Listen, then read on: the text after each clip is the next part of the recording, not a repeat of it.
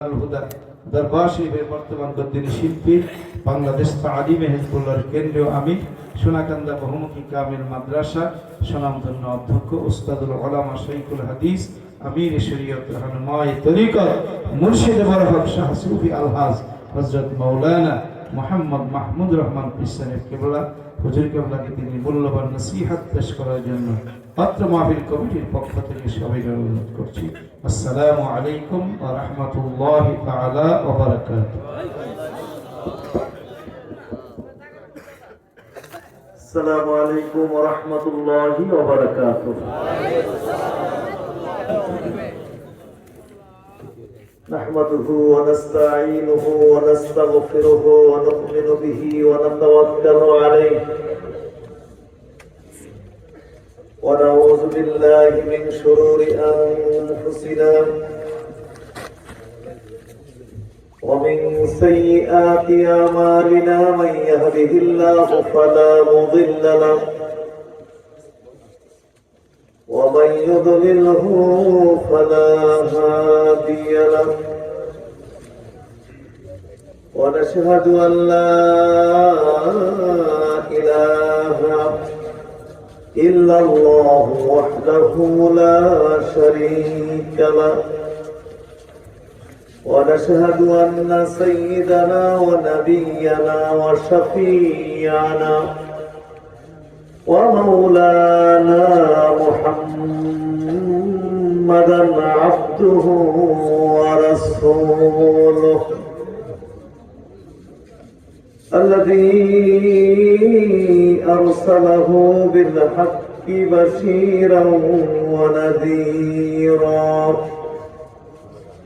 وداعيا إلى الله بإذنه وسراجا منيرا فقد قال الله تعالى في كلامه المجيد أعوذ بالله من الشيطان الرجيم بسم الله الرحمن الرحيم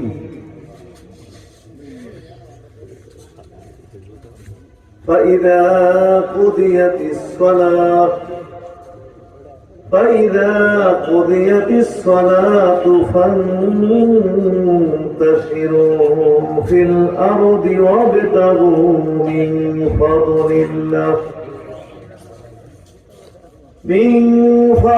الله واذكروا الله كثيرا لعلكم تفلحون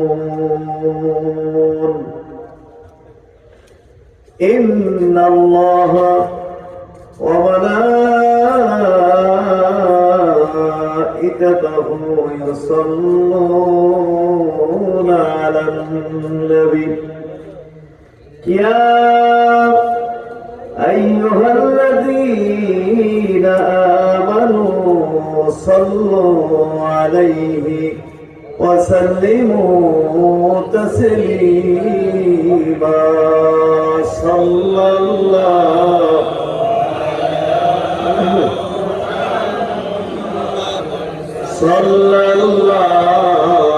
عليه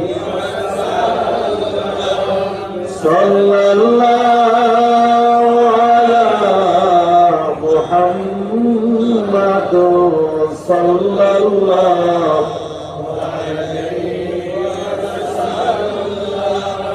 محمد سيد الكونين والثقلين والفريقين من عرب ومن عجم صلى الله على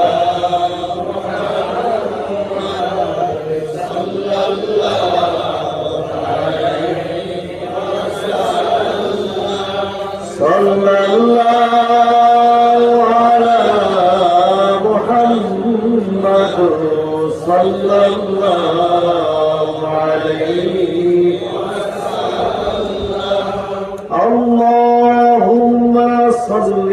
وسلم وبارك عليه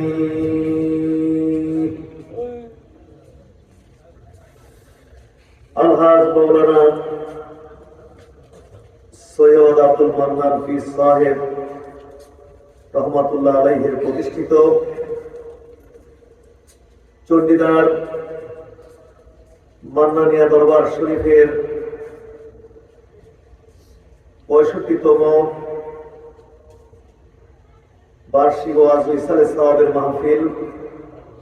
আজকের এই মাহফিলে উপস্থিত রয়েছেন আজকের মাহফিলের সভাপতি পীরজাদা আলহাজ মাওলানা সৈয়দ মিজানুর রহমান পীর সাহেব চণ্ডীদার দামাত বরকাতুহুল আলিয়া,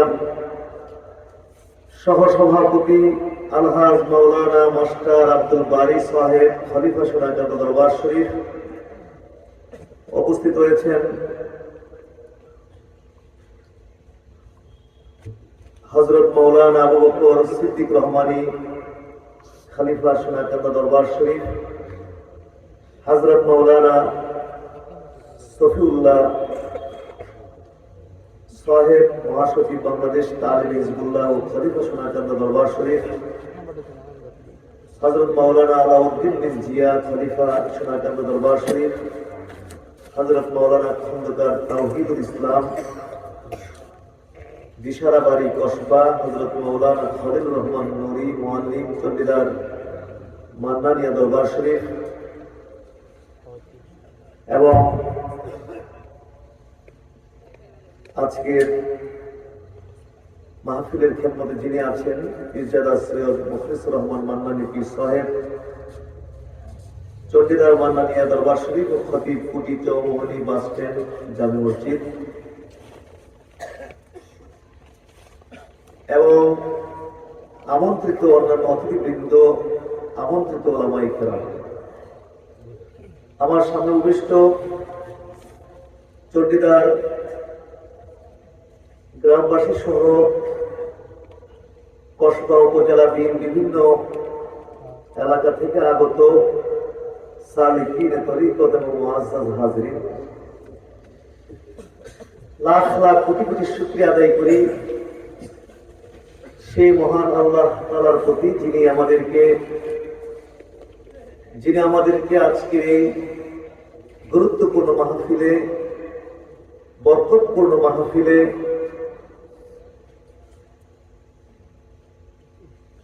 নিজেদের ব্যস্ততাকে উপেক্ষা করে, রাতের ঘুমকে বর্জন করে আল্লাহ তাআলার সন্তুষ্টি অর্জনের জন্য,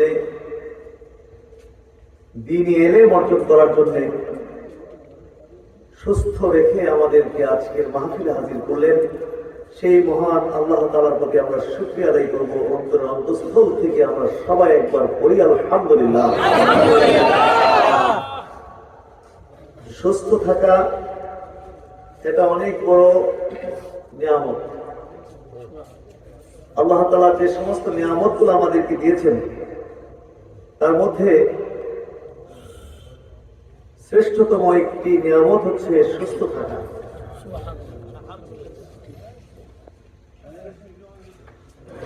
নিয়ামত পাওয়ার আগে আমাদের কাছে নিয়ামতের মূল্য থাকে। নিয়ামত পেয়ে গেলে তখন এই নিয়ামতের মূল্য আমাদের কাছে থাকে না, এটাকে স্বাভাবিক মনে হয়।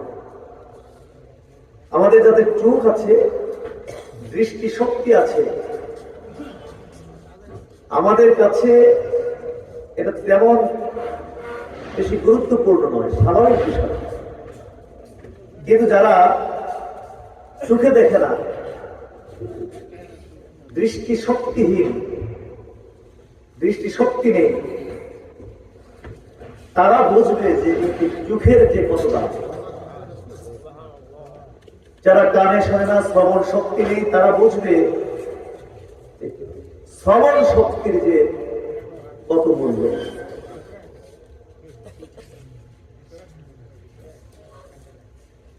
যারা অসুস্থ অবস্থা আছে, হসপিটালে আছে, আইসিইউতে কিংবা লাইফ সাপোর্টে আছে, তারা বুঝবে যে সামান্য একটু সুস্থ থাকা যে কত বড় নিয়ামত। আল্লাহ তাআলা দেওয়া নিয়ামতগুলোর মধ্যে থেকে আমাদেরকে আল্লাহ তাআলা একটি গুরুত্বপূর্ণ নিয়ামত দিয়েছেন, সেটা হচ্ছে সুস্থতা। আল্লাহ তাআলা আমাদেরকে সুস্থ অবস্থায় এই চণ্ডীদার দরবার শরীফের মাহফিলের মতো এরকম একটি বরকতময় মাহফিলে আমাদেরকে হাজির হবার তৌফিক দিলেন। এটা অনেক বড় নিয়ামত আল্লাহ আমাদেরকে দিয়েছেন। এই নিয়ামতের শুকরিয়া আদায় করতে হবে, যেহেতু আল্লাহ বলেছেন লাইন শাকারতুম লাযিদান্নাকুম, তোমরা আমার নিয়ামত পেয়ে যদি নিয়ামতের শুকরিয়া করো অবশ্যই সেই নিয়ামত আরো বেশি করে বাড়াই দিবে। সুবহানাল্লাহ। ওয়ালাইন কাফারতুম, আর তোমরা যদি আমার নিয়ামতের শুকর না করে কুফর করো, নিয়ামতের অস্বীকার করো, নিয়ামতকে অস্বীকার করো, ইন্না আযাবি লাশাদীদ, নিশ্চয় আমার আযাব, আমার শাস্তি অত্যন্ত কঠিন, অত্যন্ত কঠিন। সেজন্য আল্লাহর শুকরিয়া আদায় করতে হবে। আল্লাহর নিয়ামতের কুফর করা যাবে না, অস্বীকার করা যাবে না। কিন্তু আমরা অধিকাংশই আল্লাহর নিয়ামতের শুকরিয়া আদায় করি না।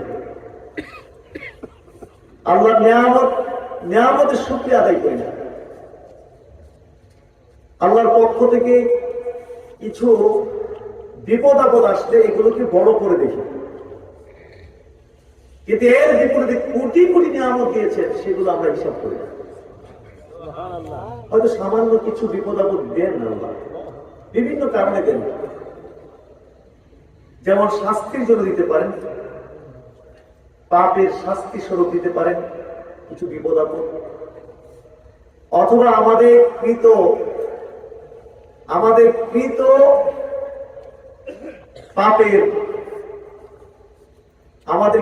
পাপ মোচনের জন্য আল্লাহ তাআলা আমাদেরকে বিপদ আপদ দিয়ে থাকেন। বিপদ আপদের মাধ্যমে আমাদের পাপগুলোকে আল্লাহ তাআলা মোচন করেন,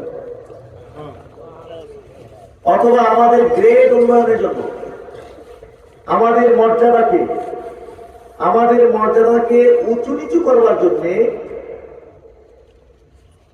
একজনকে আরেকজন থেকে আলাদা করার জন্য, মর্যাদা আলাদা করার জন্য আল্লাহ তাআলা আমাদেরকে পরীক্ষা স্বরূপ কিছু বিপদ আপদ দিয়ে থাকেন। কারণ সবাইকে তো আল্লাহ তাআলা এক জান্নাতে জায়গা দেবেন না। আল্লাহ সবাইকে কি এক জান্নাতে রাখবেন? সবাইকে আল্লাহ তাআলা কি জান্নাতুল ফিরদাউসে জায়গা দেবেন? তাহলে বাকি জান্নাতগুলোতে থাকবে কে? মর্যাদা উঁচু নিচু করেন, পরীক্ষা দিয়ে বিভিন্ন বিপদ আপদের পরীক্ষা দিয়ে। দুনিয়ায় তো আমরা সবাই এক মর্যাদা না, সবাই আলেম না, সবাই আপনার ডাক্তার না, সবাই চেয়ারম্যান না, এমপি না, মন্ত্রী না। সব কি এমপি মন্ত্রী নাকি? চেয়ারম্যান, ডাক্তার, উঁচু নিচু আছে কিনা? কিয়ামতের দিন আল্লাহ তাআলা সবাইকে কিন্তু এক জান্নাতে রাখবেন। বিভিন্ন স্তরের জান্নাত আল্লাহ দিবেন। উঁচু নিচু করার জন্য, মর্যাদাকে উঁচু নিচু করার জন্য আল্লাহ তাআলা আমাদেরকে বিভিন্ন সময় বিভিন্ন রকমের বিপদ আপদের মাধ্যমে, পরীক্ষার মাধ্যমে আল্লাহ তাআলা আমাদের মর্যাদাকে উঁচু নিচু করে থাকেন। এই জন্য সর্ব অবস্থায়, সুখে দুঃখে, সর্ব অবস্থায় আল্লাহর নির্দেশ হচ্ছে, আমাদের করণীয় হচ্ছে আল্লাহর শুকরিয়া আদায় করা। আমরা আসতে পেরেছি মাহফিলের সুস্থ অবস্থায়, অনেক বড় নিয়ামত আল্লাহ আমাদের প্রতি করেছেন। এই নিয়ামতের শুকরিয়া আমাদের আদায় করতে হবে। অন্তরস্থল থেকে আল্লাহর শিখানো কালিমাতুশ শুকর, শুকরিয়া আদায় করার যে কালিমা রয়েছে, সেই কালিমা দিয়ে আমরা অন্তরস্থল থেকে আল্লাহর শুকরিয়া আদায় করে বলি আলহামদুলিল্লাহ। আমরা অল্প সময় এখানে কিছু কথা বলবো। বাদ মাগরিব থেকে একটানা ওয়াজ নসিহত হয়েছে। অল্প সময় আমরা ইনশাআল্লাহ এখানে সময় ব্যয় করব। আমরা একটু মেহনত করতে রাজি কিনা?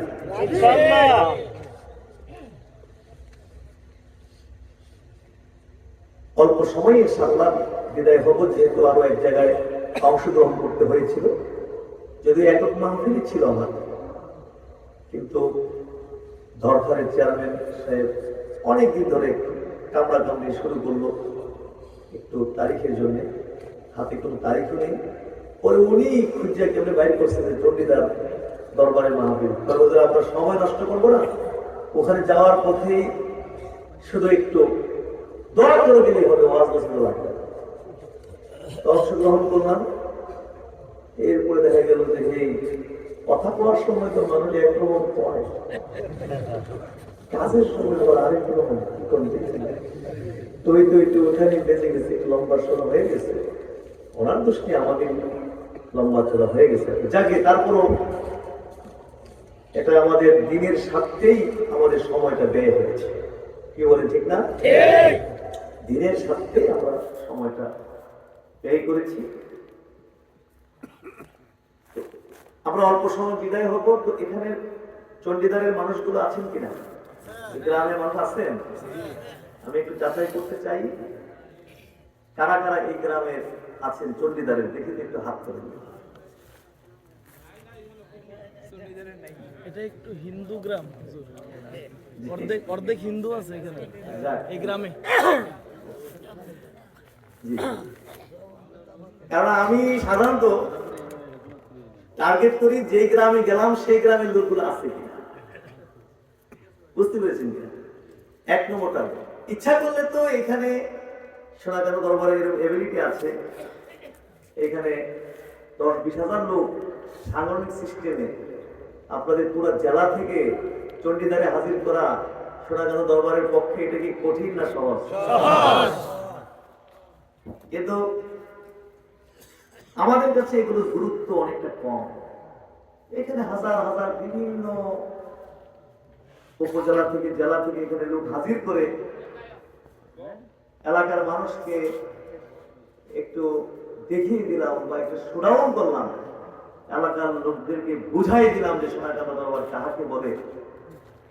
কিন্তু এগুলোর মধ্যে আমাদের তেমন কোনো লাভ মনে করি না, এগুলোর মধ্যে তেমন কোনো আকর্ষণ আমাদের কাছে নেই।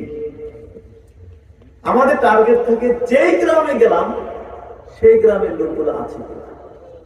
কারণ যার বাড়িতে বিয়ে হবে সে তো ঘুমায় থাকতে পারবে না, কেবল ঘুমায় থাকলে বিয়ে চলবে? বিয়ে চলবে। এরপরে ওই এলাকার আশেপাশের, ওই গ্রামের আশেপাশের লোকগুলো আছে কিনা সেটা থেকে আমাদের 1 নম্বর টার্গেট। আলহামদুলিল্লাহ আপনারা আসছেন এবং বিভিন্ন জায়গা, যেহেতু দরবার, এটা তো শুধু গ্রামের দরবার, কি শুধু গ্রামের থাকে? সোনাকান্দা দারুল হুদা দরবার শরীফ কি সোনাকান্দা গ্রামের শুধু? এই সারা বাংলাদেশের দরবার মানেই হলো এটা সারা বাংলাদেশের, এটা মুসলিম জাতির সম্পদ হলো দরবার। আমার দাদা হুজুর রহমাতুল্লাহ বলতেন যে সোনাকান্ত দরবার এটা শুধুমাত্র আমার নিজের জন্য প্রতিষ্ঠা করিনি, আমার পরিবারের জন্য প্রতিষ্ঠা করিনি, আমার ভক্ত মুরিদদের জন্য প্রতিষ্ঠা করিনি। আমি সোনাকান্ত দরবার প্রতিষ্ঠা করে গেছি সমস্ত মুমিন মুমিনাত, মুসলিম মুসলিমাতের মাগফিরাতের জন্য। সুতরাং দরবার কি কোনো ব্যক্তির হয়? এটা গোটা মুসলিম জাতির জন্য, জাতির সম্পদ হলো দরবার। সুতরাং বিভিন্ন জায়গা থেকে আপনারা আসছেন, স্বাভাবিক। আর এখানে আসাও কিন্তু এত সহজ না, সবাই আসতে পারবে না। জোরে জোরে সবাইকে আসতে পারবে?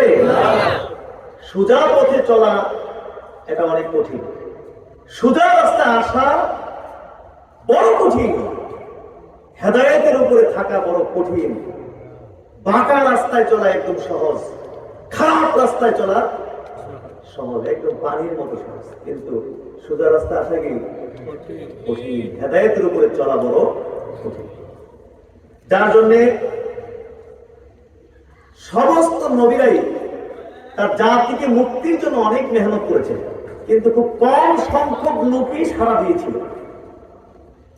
নূহ আলাইহিস সালাম তো 950 বছর পর্যন্ত তার জাতিকে আল্লাহর দিকে ডাকছে, কিন্তু লোক পাইছে কয়জন? 80 জন, 40 কিংবা 80 আল্লাহর রাস্তায় পাইছে, আর সব ডিনাই করে চলে গেছে। ঠিক না? আল্লাহ কোরআনে এই কথা বলেছেন যে ফালা বেটা ফীহিম আলফা সানাতিন ইল্লা 50 আমা। আল্লাহ বলেছেন যে নূহ তার জাতির মধ্যে 950 বছর পর্যন্ত ছিলেন, বেঁচে ছিলেন। নূহ আলাইহিস সালাম বলছেন ইন্নী দাউতু কওমি লাইলা ওয়া নাহারা, আমি আমার জাতিকে দিন রাত্র ডেকেছি। লাইলা ওয়া নাহারা, দিন রাত ডাকছি, অনবরত ডেকেছি আমি আমার জাতিকে 950 বছর পর্যন্ত। ফালাম ইয়াজিদহুম দুআই ইল্লা ফিরারা, কিন্তু আমার জাতি আমার ডাক শুনেনি, আমার থেকে আমাকে বয়কট করেছে, আমার থেকে পলায়ন করেছে। ইল্লা ফিরারা, আমাকে কি করেছে? পলায়ন করেছে। আমাকে দেখলে পালিয়ে যেত, অথবা কাপড় মুড়ি দিয়ে ঢেকে চলে যেত, অথবা দম্ভ ভরে বুক টান দিয়ে অহংকার করে আমার সামনে দিয়ে চলে যেত। আমার ডাক শুনতো না, আমার ডাক শুনতো না।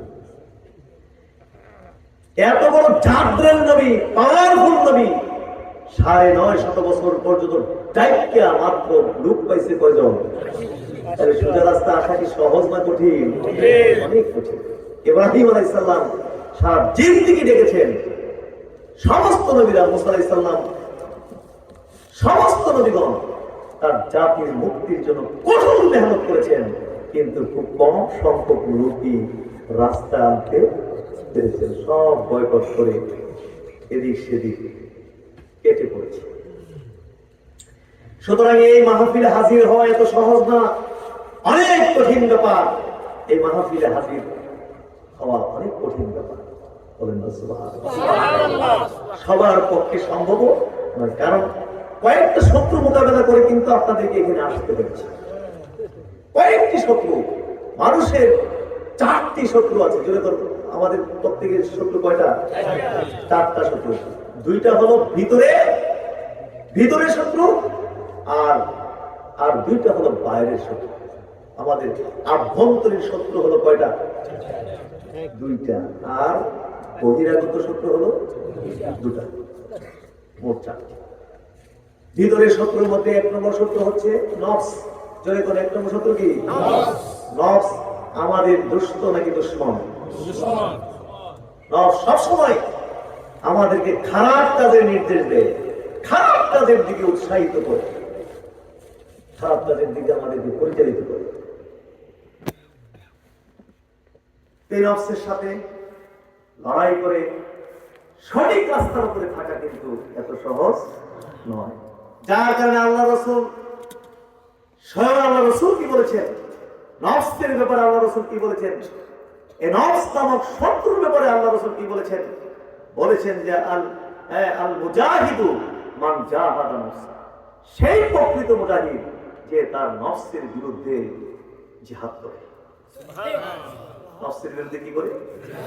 সেই হলো প্রকৃত মুজাহিদ। অস্ত্রের যুদ্ধ এটা পানি ভাতের মতো সহজ, একদম পান্তা ভাতের মতো সহজ। অস্ত্রের জিহাদ, ক্ষেপণাস্ত্রের জিহাদ, তরবারির জিহাদ, এগুলো একদম পানির মতো সহজ। কেতাল যেটাকে বলে, কেতাল নামক জিহাদ যেটাকে বলে, যেই জিহাদের মধ্যে অস্ত্র ব্যবহার হবে, শক্তি প্রয়োগ করা হবে, এই জিহাদ কিন্তু পানির মতো কি সহজ। কিতাল বা কিতাল নামক যে জিহাদ, অস্ত্রের যে জিহাদ, এটা কোনটা? এটা হলো রাষ্ট্র যেটা যুদ্ধ হয়, ওইটা হলো অস্ত্রের জিহাদ। ইসলামী রাষ্ট্র কিংবা মুসলিম রাষ্ট্রের উপর যদি কোন শত্রু রাষ্ট্র আক্রমণ করতে আসে, ওই রাষ্ট্রকে রক্ষা করার জন্য, রাষ্ট্রের জনগণকে রক্ষা করার জন্য শত্রু রাষ্ট্রের বিরুদ্ধে যে সশস্ত্র যুদ্ধ করা হয় সেটাকে ইসলামে কেতাল বা জিহাদ বলা হয়েছে। আল্লাহ রাসূল, আমরা ওলামায়ে কেরামরা যে ওয়াজ করি, যা আল্লাহর নবী তার জীবন দশায় এতগুলো যুদ্ধ হয়েছিল, জিহাদ হয়েছিল, আল্লাহ রাসূল স্বয়ং এতগুলো যুদ্ধে অংশগ্রহণ করেছিলেন, এইগুলো হলো রাষ্ট্রীয় যুদ্ধ। সুবহানাল্লাহ। যেমন ইরাক আমেরিকার যুদ্ধ, আফগানিস্তান আমেরিকার যুদ্ধ, এরকম রাষ্ট্রীয় যুদ্ধ নবী করেছে। কিন্তু আমাদের দেশে মুশকিল কি জানেন, ইসলামের যে পরিমাণ বিকৃতি বাংলাদেশে হয়, বিশ্বের কোন দেশে ইসলামের এরকম বিকৃতি হয় না। ইসলামকে বিকৃত করতে করতে, নিজের প্রয়োজনে ইসলামকে ব্যবহার করতে করতে, যার যেমন ইচ্ছা সেইভাবে আমরা ইসলামকে ব্যবহার করি। ব্যবহার করতে করতে করতে করতে বাংলাদেশে ইসলামের 12টা বাজাইয়া ইসলামের 13টা বাজাইতেছে। সন্ত্রাসীকে ওই দলীয় পিটাপিটি, মারামারি, দলীয় স্বার্থ উদ্ধার, ব্যক্তি স্বার্থ উদ্ধার করার জন্য যে সন্ত্রাসী কর্মকাণ্ড চলছে, পিটাপিটি চলতেছে, সেটার মধ্যে আমরা লাগাই দিয়েছি জিহাদ। এটা লাগাই দেখি কি জবাব দিতে হবে কিয়ামতের দিন। যাই হোক, এই অস্ত্রের জিহাদ, বাংলাদেশ ইন্ডিয়া যদি যুদ্ধ হয়, ইন্ডিয়ান সেনাবাহিনী আর বাংলাদেশের সেনাবাহিনী যদি যুদ্ধে লিপ্ত হয়, ইন্ডিয়া থেকে একটা ক্ষেপণাস্ত্র কিংবা একটা বুলেট এসে যদি বাংলাদেশের কোন যোদ্ধার বুকের ভিতরে বুলেট ঢুকে যায়, 5 মিনিট লাগবে শহীদ হতে। কয় মিনিট লাগবে? এটা পানি নদের মতো সহজ। কিন্তু নফসের বিরুদ্ধে যে জিহাদ, এই জিহাদ অনেক কঠিন ব্যাপার। সহজ না কঠিন? সাপোজ একটি উদাহরণ, এক দুটি উদাহরণ। ফজরের সময় ঘুম থেকে জেগে কঠিন ঠান্ডার মধ্যে অজু করে, ভারী কুয়াশা ভেদ করে ফজরের জামাতে দাঁড়িয়ে আল্লাহু আকবার বলে নামাজ শুরু করা, যদি কন্যা, এই জিহাদটা কি সহজ না কঠিন? জানা করার সুযোগ আছে, ইচ্ছা করলে জানায় লিপ্ত হতে পারেন, কেউ দেখবে না, আপনার স্ত্রী দেখবে না, কিংবা আপনার স্বামী জানবে না, ছেলে মেয়েরা জানবে না, পাড়া প্রতিবেশী জানবে না, পৃথিবীর কেউ জানবে না, এবং কিয়ামত পর্যন্ত জানবে না। আপনি ইচ্ছা করলেই জানায় লিপ্ত হতে পারছেন, চাইলেই জানায় লিপ্ত হতে পারেন। নফস বলতেছে, আরে বেটা, জীবনে আর কবে সুযোগ আসে ঠিক নাই, জানায় লিপ্ত হও। কিন্তু আপনি বললেন, পৃথিবীর কেউ না দেখলেও আমার আল্লাহর চোখকে তো আমি ফাঁকি দিতে পারবো না, অতএব নফস তুমি যত কথাই বলো না কেন, আমি এই পাপ কাজে লিপ্ত হব না। করোনা দেখি এই জিহাদটাকে সহজ না কঠিন? ছোট্ট দুটি দৃষ্টান্তে বুঝিয়ে দেব। এই জন্য আল্লাহ রাসূল বলেছেন, ওই ব্যক্তি প্রকৃত মুজাহিদ যে তার নফসের বিরুদ্ধে জিহাদ করে। আরেকটা শত্রু হলো শয়তান। জোরে কোন, ভিতরের শত্রুর ভিতরে আরেকটা শত্রু নাম কি? ইন্নাশ শাইতানা লাকুম আদুউম মুবিন, নিশ্চয় শয়তান তোমাদের প্রকাশ্য দুশমন। সে চ্যালেঞ্জ করে বলেছে, আমি আদম সন্তানের সামনে পাপের কাজগুলোকে সুসজ্জিত করে, সুশোভিত করে আদম সন্তানের সামনে উপস্থাপন করব। আদম সন্তানকে প্রতারিত করে আদম সন্তান দিয়ে আমি জাহান্নাম পরিপূর্ণ করব। এই জন্য যত পাপের কাজ সব আমাদের সুন্দর লাগে, যত পাপের কাজ কি লাগে? ভালো লাগে। নামাজ পড়তে 10 মিনিট লাগবে, কিন্তু পাহাড়ের মতো মনে হয়। কিন্তু ওই যে দোকানে বসে, চাষটলে বসে আড্ডা জীবন, সেখানে চলতেছে, টিভি চলতেছে, এগুলো রসগোল্লার মতো লাগে। এর পিছনে মেকানিজম কে করে? জোরে বলুন, কে করে? এবং যত, একটা কথা আছে না যে মজা তো যত, সাজা তত। মজা যত, সাজা ডায়াবেটিস রোগীর কাছে নাকি মিষ্টি খুব পছন্দ। বাস্তব, অনেকে জানি না সবার লাগে কিনা, আমার আগে ঝাল মুখটা ভালো লাগতো, যে বুঝতে পেরেছে মিষ্টি যাই খাই না কেন, কিন্তু শেষে একটু ঝাল খাইয়া মুখটাকে ঝাল করতে হবে, এটা একসময় ভালো লাগে। কিন্তু ডায়াবেটিস হওয়ার পরে সত্যি এখন দেখা যায় যে মিষ্টি মিষ্টি কি লাগে, মিষ্টি সামনে আসলে যে কোনো ব্যাখ্যা করে খেয়ে ধরতে মন চায়। ওষুধ তো খাই, একটা মিষ্টি খাইলে আশা করি তেমন কোনো সমস্যা হইতো না, ওইয়া কিন্তু ব্যাখ্যা টেখা করে ঠিকই খেয়ে ফেলি। কারণ শয়তান আমাদের স্বাস্থ্য ভালো থাকুক এটাও কিন্তু শয়তান চায়। শয়তান আমাদের স্বাস্থ্য ভালো থাকুক এটা চায় কোনদিন। এই জন্য দেখবেন যত মজা তত সাজা, কোনোভাবেই এরা আমাদের ভালো চায়। তো এই সমস্ত শত্রুগুলোকে মোকাবেলা করে, এই সমস্ত শত্রুগুলোর সাথে লড়াই করে এই মাহফিলের মধ্যে আপনারা এসেছেন, এই আশাটা কিন্তু এত সহজ ব্যাপার নয়। হাজার হাজার মানুষ এলাকায় আছে, সবার পক্ষে কি আসা সম্ভব? সম্ভব হবে না। অথবা এখানে হাজার হাজার কথাবার্তা হয়েছে।